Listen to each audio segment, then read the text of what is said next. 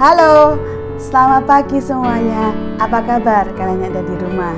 Senang ya bisa bertemu dengan Lasmi hari ini. Hari ini kita mau beribadah bersama-sama. Beberapa hari ini cuacanya Surabaya sangat panas sekali ya. Sampai Lasmi juga komplain, aduh panasnya minta ampun.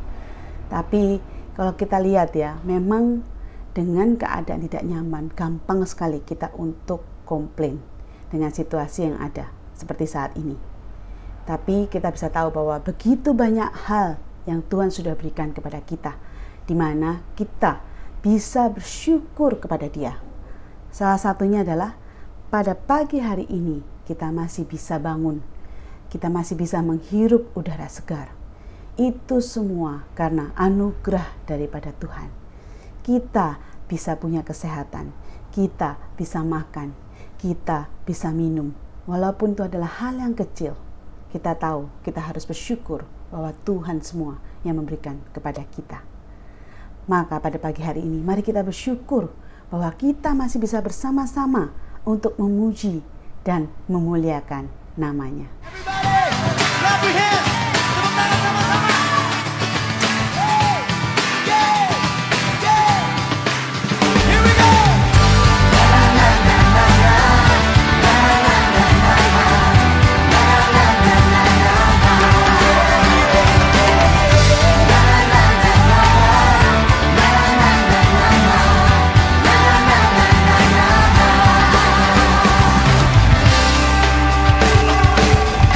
Haleluya, ku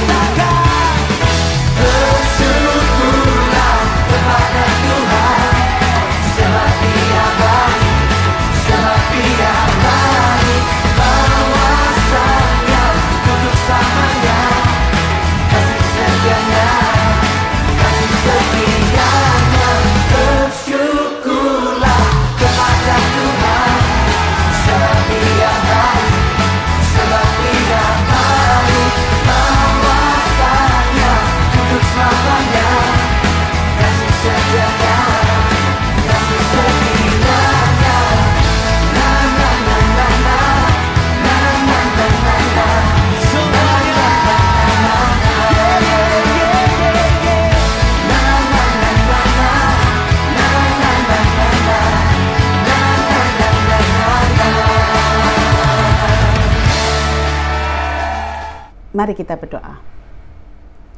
Tuhan, pada pagi hari ini kami datang ke hadirat-Mu. Kami mengucap syukur karena kami tahu Engkau adalah Allah di atas segala Allah. Engkau yang sudah menciptakan semuanya. Engkau juga yang memberikan kami segala sesuatu, termasuk kehidupan kami. Tuhan, kami mau kembali kepada Engkau Tuhan pada pagi hari ini untuk bersyukur memuji nama-Mu Tuhan. Tuhan, kami juga mau memohon ampun atas segala apa yang telah kami lakukan. Kami mungkin mengecewakan Engkau dan juga tidak melakukan apa yang Engkau mau. Tapi kami mengucap syukur bahwa Engkau memberikan kasih anugerah-Mu. Engkau rela mati di atas kayu salib untuk menggantikan kami. Terima kasih Tuhan untuk apa yang Engkau telah perbuat. Terima kasih karena Engkau telah mau memulai sesuatu di dalam kehidupan kami. Engkau mau memulai relationship dengan kami Tuhan. Tuhan, terima kasih. Kami serahkan semuanya ke dalam tangan-Mu saja.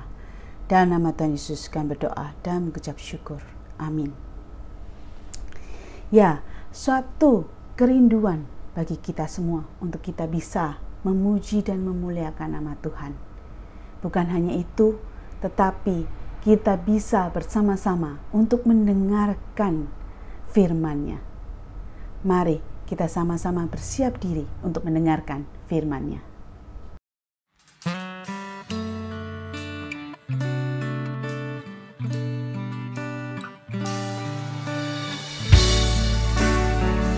Engkaulah Tuhan, Engkaulah Raja.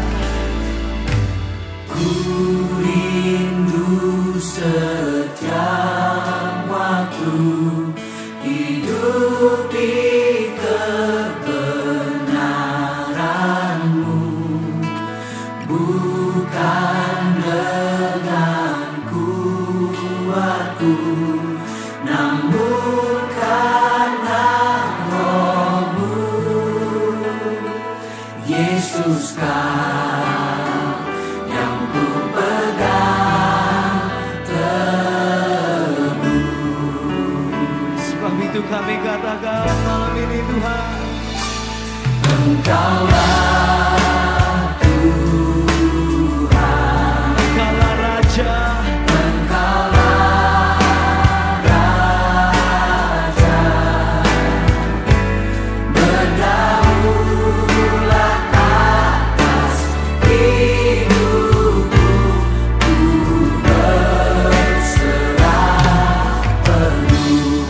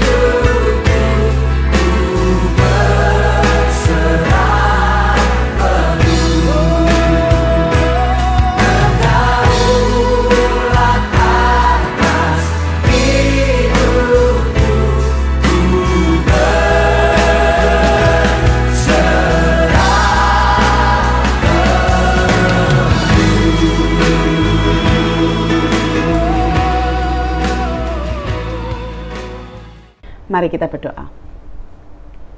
Bapa, ini adalah kerinduan setiap dari kami Tuhan, untuk kami bisa menjalani kehidupan kami sesuai dengan apa yang Engkau mau. Biarlah Engkau saja yang menuntun setiap kehidupan kami, bukan karena kekuatan kami, tetapi karena Roh-Mu saja yang terus berserta dengan setiap dari kami. Sama seperti pada pagi hari ini, pada saat kami mendengarkan firman-Mu, kiranya Engkau saja yang berbicara kepada setiap dari kami satu persatu apa yang Engkau mau untuk kami pelajari pada hari ini. Kiranya firman-Mu saja Tuhan yang menjadi pelita bagi setiap dari kami. Terima kasih Tuhan, kami serahkan semuanya ke dalam tangan-Mu saja. Dan nama Tuhan Yesus kami berdoa dan mengucap syukur. Amin. Teman-teman, tadi pagi di depan pintu kamar Lause, Lause nemuin apa? Ya, nemuin hadiah. Wah, kira-kira apa ya? Wah, nggak ada juga nama pengirimnya. Senang ya dapat sebuah kado atau sebuah hadiah. Bagaimana dengan kalian? Kalian tentunya juga pernah mendapat kado atau hadiah. Kira-kira kado atau hadiah apa yang kalian suka? Nah, bagi kalian yang ada di Zoom ataupun kalian ada di YouTube, kalian bisa langsung ketik di kolom chat dan kolom message ya. Kira-kira apa yang ingin kalian terima sebagai sebuah hadiah? Mungkin ada yang bilang, Lause, saya suka barang yang bermerek. Atau mungkin juga ada yang bilang, Lause, saya ini suka barang yang lucu-lucu. Nah, atau ada yang bilang, Lause, saya suka semua yang handmade. Wah, pokoknya sesuatu yang dibuat spesial buat saya suka. Atau ada yang bilang, wah, nggak peduli Lause hadiahnya apa, asal dari orang yang spesial, saya suka. Atau mungkin ada yang bilang, Lause, saya mau dapat voucher game. Wah. Atau mungkin ada yang bilang, Lause, pokoknya semua yang berhubungan dengan idol saya seperti Blackpink atau BTS saya juga suka. Setiap dari kita punya berbagai macam preferences untuk kado ya. Dan Lause yakin semakin unik kadonya, semakin besar upaya yang dilakukan untuk mempersiapkan kado itu. Dan akhirnya apalagi kalau kado itu sesuatu yang kita mau, pasti kita seneng banget untuk mendapatkannya, ya kan? Nah, bagaimana dengan kado kesembuhan? Nah, untuk beberapa kita, atau mungkin juga Lause dulu pernah sempat juga sakit, ya kan, diminta didoakan sama teman-teman Lause. Wah, salah satu kado kesembuhan itu adalah kado yang sangat luar biasa untuk Lause dan juga mungkin untuk adik-adik yang pada saat itu sedang sakit. Kalau itu adalah penyakit yang bisa disembuhkan. Bagaimana dengan penyakit yang tidak bisa disembuhkan? Nah, hari ini kita akan belajar mengenai satu kisah di Alkitab. Bagaimana ada satu orang, dia adalah seorang panglima yang besar, tetapi dia punya penyakit yang tidak bisa disembuhkan oleh siapapun. Kira-kira siapa ya? Kisah ini ada dicatat di 2 Raja-Raja 5 ayat 1 sampai 19. Apakah ada yang tahu siapakah orang ini? Ya, depannya N. Nah, kalau Lause kasih N pasti kalian semua udah tahu semua nih. Benar. Naaman. Orang ini adalah Naaman. Ayo, mari kita berkenalan lebih jauh dengan Naaman ya. Naaman itu adalah seorang panglima perang yang hebat. Dia disegani oleh begitu banyak orang. Prestasinya dia juga nggak diragukan ya. Dia bukan hanya mahir perang, dia jago menggunakan pedang, tombak, dan segala macam peralatan perang yang lain. Bukan hanya itu, dia juga jago berstrategi. Wah, keren ya, TOP ya. Dan dia adalah seorang yang sangat penting di kerajaannya. Kira-kira kalian tahu kerajaan mana? Minggu lalu kita juga pernah menyebut kerajaan ini. Siapa dia? Kerajaan Aram. Ya, kerajaan yang Raja Asa mau untuk berteman. Dia adalah panglima yang besar dan kuat. Karena pimpinannya, maka kerajaan Aram bisa menjadi besar dan kuat. Tetapi ada satu hal yang membuat dia sedih. Ya, dia terkena penyakit kusta. Dan pada saat itu, penyakit kusta adalah penyakit yang tidak bisa disembuhkan oleh siapapun. Penyakit ini, kalau pada saat itu, berarti artinya orang itu akan lebih cepat meninggal dan tidak punya harapan. Bayangkan, seorang Naaman, seorang panglima yang besar, pasti punya uang, dia punya kekuatan. Tetapi dia tidak bisa berbuat apa-apa terhadap penyakit ini. Dan tentunya dengan semua yang dia miliki, dia pasti akan berusaha mencari kemanapun juga untuk dia bisa mendapatkan obat, ya kan? Dan ternyata pada saat dia mencari di seluruh kerajaan Aram, tidak ada satupun yang dapat menyembuhkan penyakitnya dia. Tetapi ada satu titik harapan. Dan yang anehnya, titik harapan ini datang dari seorang budak. Ya, pada saat itu kerajaan Aram telah mengalahkan kerajaan Israel. Dan pada saat itu Naaman mengambil seorang gadis untuk menjadi budak di rumahnya. Nah, kalau kita lihat pada zaman itu, seorang budak itu tidak mempunyai hak untuk berbicara kepada tuannya karena mereka dianggap tidak berharga. Namun, gadis kecil ini sangat berani. Dia berbicara kepada Naaman. Ini katanya, "Tuanku, kalau misalnya tuanku mau pergi ke seorang nabi dari Samaria, pasti nabi itu akan menyembuhkan tuanku dari penyakit kusta." Kalau ini ada anehnya lagi, kenapa? Kerajaan Aram ini sebenarnya adalah kerajaan yang besar dan kuat. Kalau dibandingkan dengan sekarang, mungkin gabungan antara Amerika dan Cina. Bayangkan begitu besarnya kerajaan Aram ini. Disuruh minta bantuan sama kerajaan Israel yang seperti sekarang ini kerajaan Ethiopia. Kalau dikira bilang ini begitu besarnya, minta tolongan sama kerajaan yang kecil, apakah bisa? Tetapi Naaman melihat bahwa ada satu titik harapan, di mana dikatakan bahwa ada orang yang bisa menyembuhkan penyakit kustanya. Oleh karena itu, akhirnya dia pergi dan dia meminta izin kepada raja untuk pergi ke Israel. Dan pada saat itu Raja Aram memberikan surat untuk Raja Israel. Seperti yang kita tahu, Aram pada saat itu sudah mengalahkan Israel. Jadi pada saat itu Raja Aram berusaha untuk menolong Naaman dan berharap Raja Israel bisa membantu untuk kesembuhan Naaman. Pergilah Naaman ke Israel. Dan perjalanannya memakan waktu berbulan-bulan karena pada saat itu tentunya tidak ada mobil atau tidak ada pesawat terbang. Tapi Naaman dalam perjalanan itu dia mempersiapkan perbekalannya. Bukan hanya itu, dia juga mempersiapkan hadiah. Begitu sampai di hadapan Raja Israel, Naaman memberikan surat yang dikasih oleh Raja Aram. Isinya begini, "Dengan surat ini kusampaikan kepadamu, aku meminta supaya engkau menyembuhkan hambaku Naaman dari penyakit kustanya."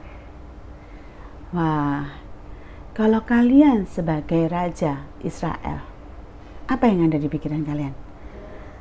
Apa kalian berpikir, wah kesempatan bagus nih, kalau kita bisa membuktikan dengan kesembuhan Naaman, wah, dan bahkan Raja Aram pun meminta bantuan kita, siapa tahu ke depannya kita bisa menjalin hubungan. Tetapi tidak ya. Saat itu Raja Israel pun tahu bahwa penyakit kusta adalah penyakit yang tidak ada obatnya. Wah, bagaimana kalau ternyata mereka tidak bisa menyembuhkan Naaman? Dan akhirnya malah berbalik. Raja Aram bahkan menyerang lagi Israel. Wah, ini kelihatannya Raja Aram mencari gara-gara nih. Akhirnya Raja Israel gelisah sekali. Di tengah kegelisahannya itu, ada seorang utusan Nabi Elisa datang. Dan utusan itu berkata begini kepada raja, "Suruhlah Naaman datang ke tempatku, supaya dia tahu ada nabi di Israel." Wah, begitu mendengar itu, Raja Israel langsung lega. Tapi di lain pihak dia juga deg-degan ya. Bagaimana ini kalau misal ternyata Nabi Elisa tidak bisa menyembuhkan Naaman? Wah, tapi tidak apa-apalah, paling enggak ada harapan di mana dikatakan bahwa dia bisa, siapa tahu dia bisa menyembuhkan Naaman. Maka oleh karena itu pergilah Naaman ke rumah Nabi Elisa. Begitu sampai di sana, belum ketemu dengan Nabi Elisa, pembantunya tiba-tiba datang dan bilang begini, "Pergilah ke Sungai Yordan dan mandi 7 kali ke Sungai Yordan, maka engkau akan menjadi sembuh dan bersih kembali." Wah, ini adalah suatu penghinaan yang luar biasa.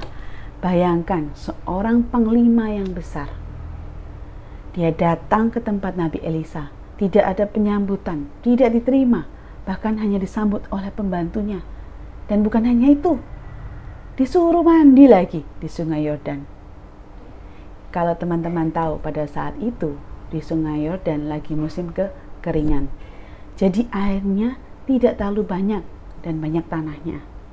Kalian bisa bayangkan kan, kalau tidak banyak air, banyak tanah. Apa warnanya? Benar, warnanya jadi kecoklat-coklatan. Kalau kalian di posisi itu, kalian pasti mikir-mikir lagi nggak sih? Mandi nggak ya? Tapi pada saat itu, salah seorang yang dekat dengan Naaman berkata begini, "Tuanku, kalau si Nabi menyuruh yang susah, Tuanku pasti akan melakukannya." Nah, ini kan cuma mandi doang. Ya, sudahlah, ikutin aja, Tuanku. Naaman mengikuti perintah Nabi Elisa. Dan akhirnya dia mandi selama 7 kali. Dan apa yang terjadi? Benar teman-teman, dia sembuh. Penyakit kustanya bersih semuanya. Luar biasa ya. Bahwa tidak ada satupun di kerajaan Aram yang bisa menyembuhkan penyakitnya dia. Dia datang ke kerajaan Israel, bahkan tidak disambut oleh sang nabi. Disuruh langsung pergi untuk mandi dan dia sembuh. Pada saat itu, setelah dia sembuh, Naaman pergi kembali ke rumah Nabi Elisa. Tapi dia yakin bahwa bahwa Tuhan yang dilayani Nabi Elisa adalah Tuhan yang benar. Dan oleh karena itu, Naaman mau memberikan rasa syukurnya karena dia sudah disembuhkan. Dia memberikan persembahan. Wah, persembahannya juga nggak tanggung-tanggung ya. Dia memberikan 10 talenta perak, 6.000 sikal emas, dan 10 pakaian yang super mahal. Nah, kalau teman-teman mau tahu kira-kira berapa sih 10 talenta perak, kita lihat di 1 Raja-Raja 16 ayat 24. itu ada seorang raja Israel namanya Raja Omri. Dan dia membeli sebuah bukit di Samaria seharga 2 talenta perak.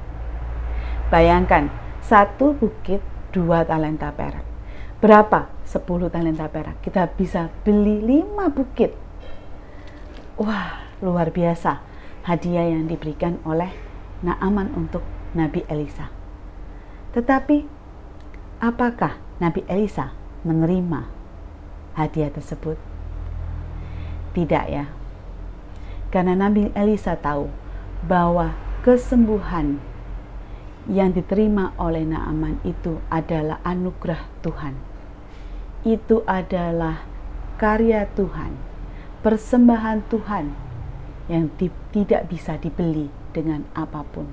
Itu adalah priceless kalau orang bilang ya. Bahwa Tuhan memberikan itu secara gratis untuk Naaman dan tidak bisa dibeli dengan apapun. Dan itu bukan karena prestasi Naaman. Itu juga bukan karena kekuatan atau usaha Naaman. Atau bukan juga karena kebaikan Naaman. Dan juga bukan karena kekayaan Naaman. Itu semua karena Tuhan yang bermurah hati untuk memberikan kepada Naaman. Kalian tahu apa respon Naaman? Naaman tidak lagi memaksakan kehendaknya, tetapi dia meminta tanah 1 kereta. Itu kira-kira 4 karung tanah. Wah, lumayan banyak juga ya. Buat apa kira-kira tanah itu? Ya, Naaman mau membangun mezbah. Dia mau memberikan hatinya dan hidupnya untuk menyembah Allah Israel. Dia mungkin bisa ikut dengan Raja Aram ke kuil-kuil untuk menyembah dewa. Tetapi pada saat itu dengan tegas dia mengatakan kepada Nabi Elisa bahwa dia hanya akan menyembah Allah Yahweh, yaitu Allah Israel. Teman-teman, Naaman menerima kesembuhan secara gratis. Itu adalah kado yang luar biasa buat dia. Kesembuhan dari penyakit yang tidak ada obatnya dan tidak ada solusinya. Dan bahkan dia sudah kehilangan harapan. Tetapi dia mendapatkan pengharapan baru pada saat dia menerima kesembuhan itu.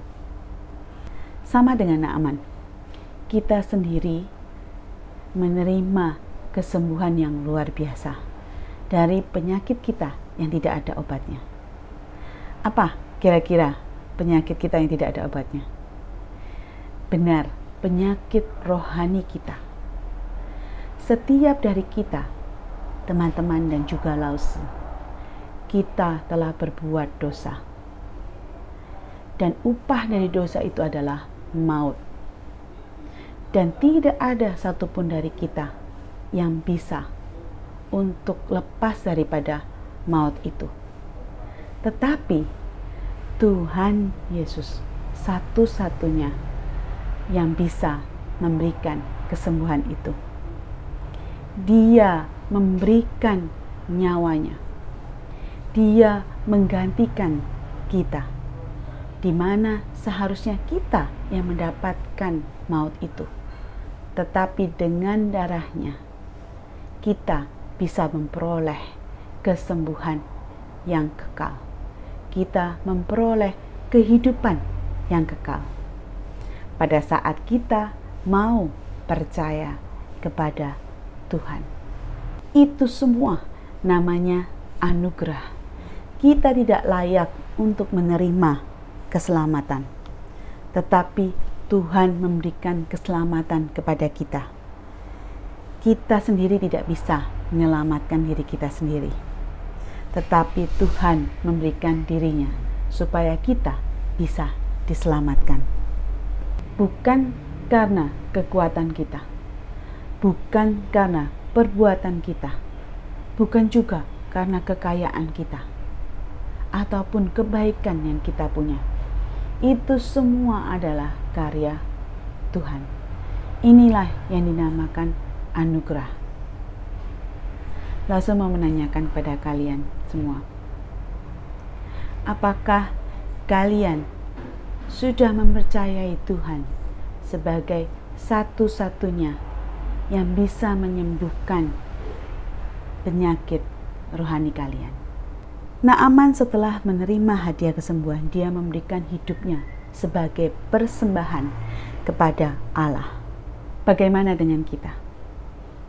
Pada saat kita menerima Tuhan, pada saat kita percaya bahwa Tuhan itu adalah satu-satunya yang bisa menyembuhkan kita, hidup kita menjadi milik Tuhan. Kita mau menyerahkan seluruh hidup kita untuk menjadi pengikut Tuhan, menjadi murid Yesus. Langsung menanya kepada kalian, apakah kalian sudah percaya bahwa Tuhan adalah satu-satunya yang bisa memberikan kesembuhan rohani kepada setiap dari kalian? Tuhan yang sudah memberikan hadiah terindah untuk kita. Apakah kita mau menerima? Dan hadiah ini adalah hadiah yang sangat luar biasa, karena tidak ada yang bisa menggantikan di dunia ini. Tuhan memberikan nyawanya untuk setiap dari kita, supaya kita tidak binasa, tetapi memperoleh hidup yang kekal. Dan pada saat kita sudah menerima, bagi teman-teman yang sudah menerima, bagaimana kalian menjalankan kehidupan kalian? Apakah kalian menjalankan hidup kalian sebagai pengikut Tuhan? Biarlah kita bisa meresponi sama seperti yang Naaman responi, yang akhirnya menjadi aha kita pada hari ini, dari 2 Raja-Raja 5 ayat 17b. Dikatakan, sebab hamba-Mu ini tidak lagi akan mempersembahkan korban bakaran atau korban sembelihan kepada ilah lain kecuali kepada Tuhan. Sekali lagi ya, sebab hamba-Mu ini tidak akan lagi mempersembahkan korban bakaran atau korban sembelihan kepada ilah lain selain kepada Tuhan. Biarlah pada hari ini cerita ini menjadi perenungan untuk setiap dari kita. Bagaimana kehidupan kita? Siapa yang kita percayai? Apa yang kita mau lakukan selanjutnya? Marilah kita merenungkan cerita hari ini, dan sambil merenungkan kita mau menjalankan juga, kita mau menjalankan bejana untuk Tuhan. Biarlah bejana untuk Tuhan ini juga menjadi salah satu ungkapan rasa syukur kita atas apa yang Tuhan sudah lakukan dalam kehidupan kita. Dan sambil kita merenungkan, biarlah lagu ini menjadi suatu komitmen untuk setiap dari kita. Mengikut Yesus keputusanku, mengikut Yesus keputusanku, mengikut Yesus keputusanku. Ku tak ingkar, walau sendiri ku ikut Yesus, walau sendiri ku ikut Yesus, walau sendiri ku ikut Yesus. Ku tak ingkar, dunia di belakang, salib di depan, dunia di belakang, salib di depan, dunia di belakang, salib di depan. Ku tak ingkar. Mari kita berdoa. Tuhan, biarlah lagu ini mengingatkan kembali kepada kami Tuhan, bahwa Engkau adalah satu-satunya yang bisa menyelamatkan kami Tuhan. Tuhan, kami berdoa juga buat teman-teman yang saat ini mungkin masih ragu-ragu atau mereka mungkin masih belum percaya. Biarlah Engkau saja Tuhan yang menunjukkan kepada mereka Tuhan. Begitu besar kasih-Mu, begitu besar pengorbanan-Mu untuk setiap daripada mereka. Dan bagaimana Engkau adalah Allah yang mau mengenal setiap dari mereka secara pribadi satu persatu Tuhan. Dan juga hamba-Mu juga mau berdoa bagi mereka yang pada saat ini juga mungkin berdoa. Mereka mau untuk mereka percaya kepada Engkau. Kiranya Engkau juga yang menunjukkan kepada mereka Tuhan. Biarlah Engkau saja yang menuntun setiap dari mereka. Dan bagi kami yang sudah menerima kado yang terindah itu, biarlah kami bisa terus berjalan sesuai dengan apa yang Engkau mau. Biarlah kami bisa terus Tuhan untuk melihat Engkau dan menjadi murid-Mu di dalam setiap langkah dalam kehidupan kami. Terima kasih Tuhan, kami serahkan semuanya ke dalam nama-Mu saja. Dalam nama Tuhan Yesus kami berdoa dan mengucap syukur. Amin. Teman-teman, seperti yang kita tahu bagaimana Tuhan sudah memberikan kado yang luar biasa untuk kita, yang tidak ada gantinya dan sangat priceless. Dia memberikan dirinya untuk setiap dari kita. Biarlah kita bisa meresponi kado itu dengan memberikan apa yang terbaik untuk Tuhan kita. Be safe, be blessing for others, and God bless you. Sampai ketemu minggu depan. Bye.